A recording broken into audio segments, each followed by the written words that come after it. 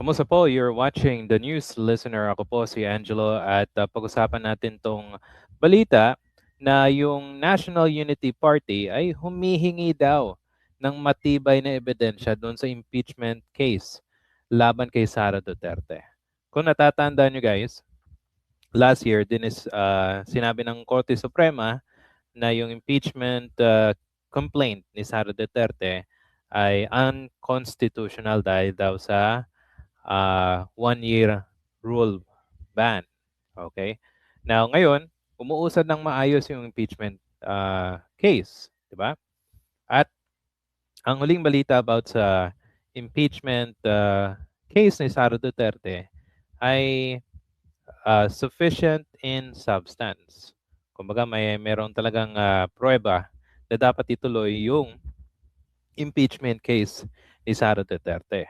Now, ang problema natin dito is itong National Unity Party, okay, ay mukhang nagpapakipot pa.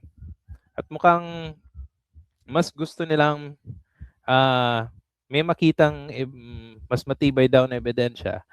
Guys, natatandaan niyo ba yung rule ng ng Korte Suprema? Nag-unconstitutional lang doon sa technicalities dahil yun ang reason why na unconstitutional. Okay? But again, the charges, hindi po ito nagpapatunay na wala nang charges laban kay Sara Duterte. Kasi iisipin mo pag sinabi nilang, ay, gusto namin ng mas matibay na ebidensya. Hindi pa nga na-discuss yung last time, di ba? Wala pa ngang trial na nagaganap. Tapos ngayon, parang nag-iba yung ihip ng hangin nyo dahil mukhang hindi nakuha yung inyong mga gusto. Okay? Sige, panoorin natin to galing sa One Balita. Okay, play natin. Kongresistang bahagi ng National Unity Party o 720 natin. o NUP sa patungkol sa impeachment complaint laban kay Vice President Sara Duterte. Kung kulang-kulang daw kasi ang ebidensya, ang boto nila, i-dismiss ang reklamo. Para sa update, magbabalita live mula sa Batasang Pambansa, si Mo. Diba? Kumbaga sa gusto nila, kung walang mas matibay na ebidensya, i-dismiss. Boboto sila para i-dismiss. Yan ang problema natin sa mga politikong merong interest di ba? Mas inuuna nila yung kanilang interest kaysa sa harapin yung accountability dito sa impeachment proceedings. Cheryl, muli ngang idiniin ang National Unity Party ng Kamara na kinakailangan ng matibay na ebidensya laban kay Vice President Sara Duterte para tuluyan nilang maipakita ang kanilang buong suporta rito.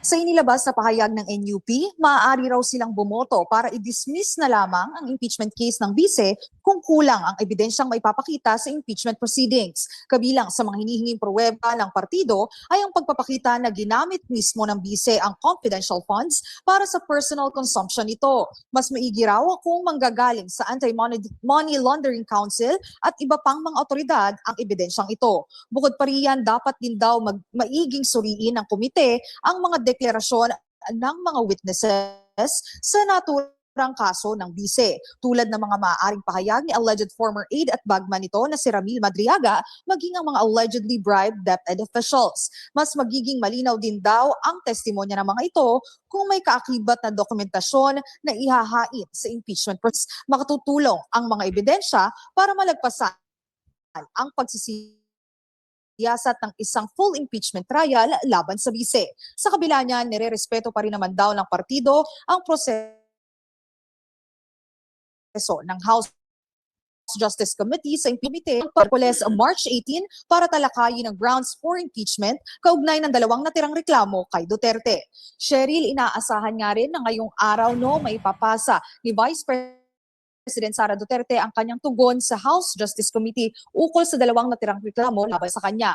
Ngayon kasi ang deadline para nga sa kanyang response ukol dito. Cheryl. Amy, kung hindi convincing ang UP, ilang miyembro ang pinag-uusapan natin dito? At saka solid ba silang boboto? So lang narinig lang natin no ay yung 5 members nga nitong National Unity Party, may nilabas pa rin naman silang pahayag no na may kanya-kanya pa rin naman daw opinion itong mga mambabatas na nasa National Unity Party. Pero medyo katulad rin natin sa press conference NUP kanina, kabilang si Deputy Speaker Ronnie Puno, maging si Quezon City Representative Franz Pumarin, ay sinasabi na matibay na ebidensya daw talaga ang kinakailangan para ma-withstand nga itong impeachment trial laban kay Vice President Sara Duterte. Maraming salamat mo. Okay, so 5 lang sila doon sa actual na press conference. But I believe isa sa mga miyembro nila na si Congressman Defensor na doon sa Iloilo na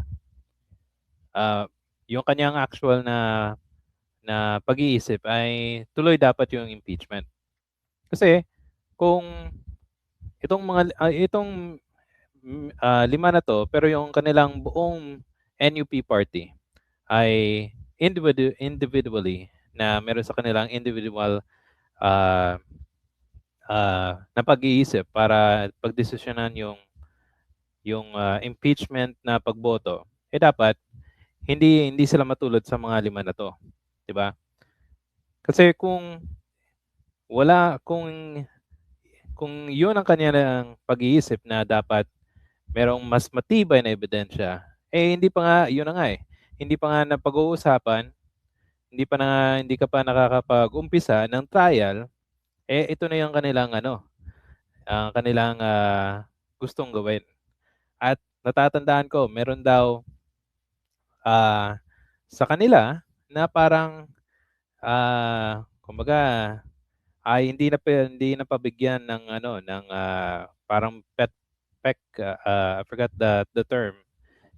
Meron silang parang hindi nagustuhan sa administrasyon na meron silang hinihingi na hindi binigay. Pet projects rather. Yun. Okay?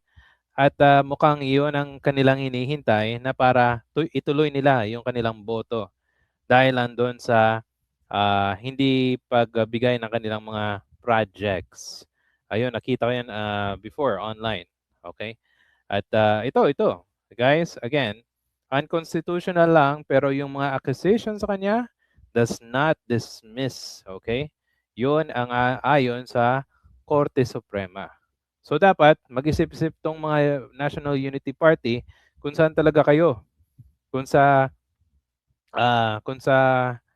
accountability ba o sa pang interest nyo lang ba talaga yung hinahanap nyo? Okay, so ano po sa inyo? Kung meron po kayong comment, suggestion sa ating video, paki-comment po sa ating comment section. Kung nagustuhan nyo po itong video natin, paki-hit po ng like and subscribe button. Salamat po, and I'll see you sa susunod na video.